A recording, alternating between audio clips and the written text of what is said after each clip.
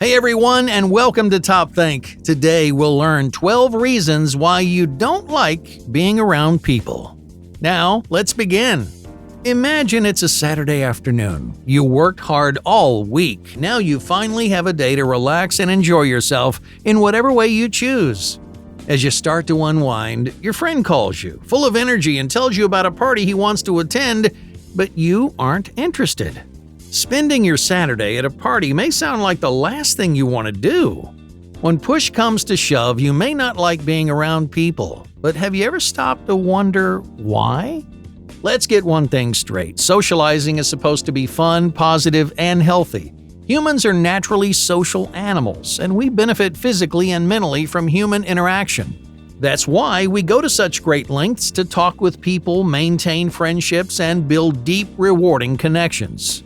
It's why the world is full of experiences designed to bring people together. Just think of the countless people that flock to bustling city streets or pack shoulder to shoulder into festivals and auditoriums. Millions of people immerse themselves in these kinds of social environments every single day, but not everyone enjoys or seeks out the same experiences. In fact, a surprising percentage of people would rather be left alone. Now, some might think it's weird or abnormal that a person might choose to isolate themselves. Now, these loners are sometimes called antisocial or reclusive because in a few ways they're defying social and evolutionary norms. Over time, our society has started associating antisocial behavior with certain personality traits like shyness, insecurity, and self-centeredness. We may assume that someone who likes to be alone consequently struggles to interact with others. But just because someone's definition of fun doesn't include other people, that doesn't mean they're shy or socially challenged. Plenty of confident loners thrive in their social circles. Some are good listeners and great conversationalists. Others maintain strong relationships and care deeply about most people, even if they spend much of their time alone. So what does it really mean to be a loner, and why do some people socialize less than others? To find the answers, let's dive into 12 common reasons why you or someone you know doesn't like being around people.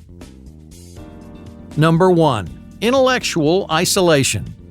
Some people aren't loners by choice. Highly intelligent people, for example, often feel isolated because no one thinks or sees the world the way they do. Even if they want to surround themselves with people, their ideas are rarely reciprocated and their interests are often ignored. If you don't like being around people, high intelligence may be the reason why. Your mind could work differently than everyone you know, making most social situations lonely and frustrating. Number 2. The introvert's dilemma. In many ways, your social preferences are a part of your personality. About 25 to 40% of people have introverted personalities. Introverts often feel exhausted by busy social situations. They have limited energy for friends and social commitments and need plenty of alone time to recharge their batteries. When introverts do spend time with others, they usually prefer small groups or one-on-one conversations where they can dive deeper into interesting or personal subjects. In other words, if you don't like being around people, then the truth may be it's not in your nature. Number 3. Toxic pack mentality. The real reason that you don't like being around people may have nothing to do with your social preferences. In other words, you may have developed solitary habits because you're hanging out with the wrong people. For example, certain friend groups can become toxic and depressive, developing what's known as a toxic pack mentality. These oppressive groups force people to conform to group-friendly ideas and penalize anyone who thinks differently. Many people become trapped in toxic packs for years, unwilling or unable to break free. If you have a toxic friend group, it may be time to see who else is out there. The wrong friends can heavily influence our social preferences and just leave us wanting for meaningful connections. You may think you don't like being around people, but the truth is, you don't like being around them. Number 4. Social burnout. You may not like being around people because right now you're not in the right state of mind. You may be exhausted from work or other engagements, leaving you feeling burnt out and desperate for some alone time. When burnout strikes, many of us don't want to talk to anyone or do anything. All we want is to savor some quiet, solitary time doing what we like most.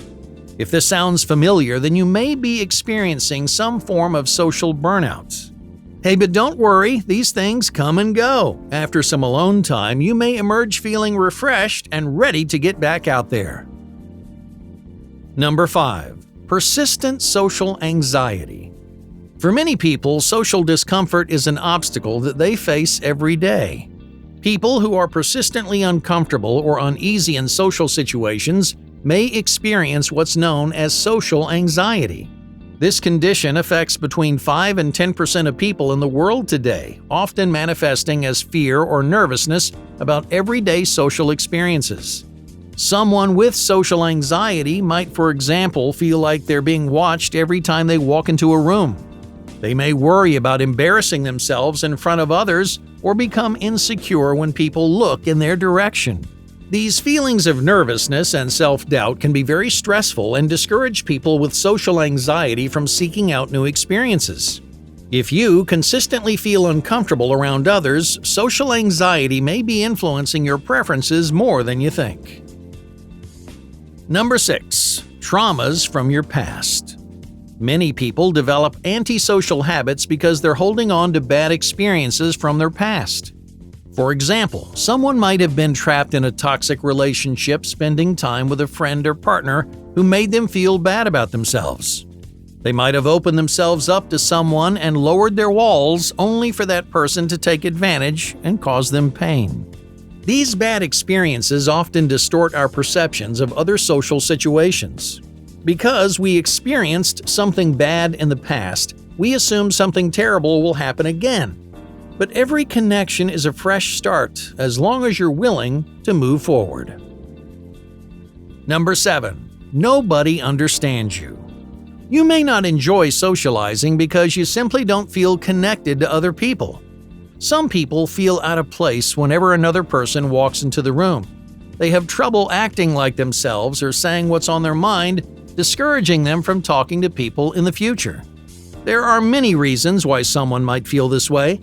They may be afraid of standing out or being misunderstood. Perhaps they're hesitant because other people just don't understand how they want to be understood. In either case, if you don't feel recognized or understood around others, you may find it more rewarding to spend time alone. Number 8. The paradox of control. Many people have a hard time surrendering control. At all times, they want to know what's happening around them. They want to predict how things will turn out and prepare for all possible disasters. But in many social situations, there are too many variables for any one person to control. And for this reason, some people avoid spending much, if any, time with others. They rarely step outside their bubbles because they don't want to put themselves in harm's way. Instead, they stick to what they know because at the end of the day, no one knows your life better than you. Number 9. Boring social obligations. Not every person avoids socializing for some deeply personal reason. There are many people who don't like spending time with others because they simply find it dull. They're bored by the usual social routines like making small talk. In their mind, meeting people feels like a waste of time or energy, so they don't bother trying. Obviously, this isn't always true. There are lots of great reasons to establish meaningful connections with others. But if you're not making satisfying connections, you may prefer to save your breath. Number 10. Heightened sensitivity.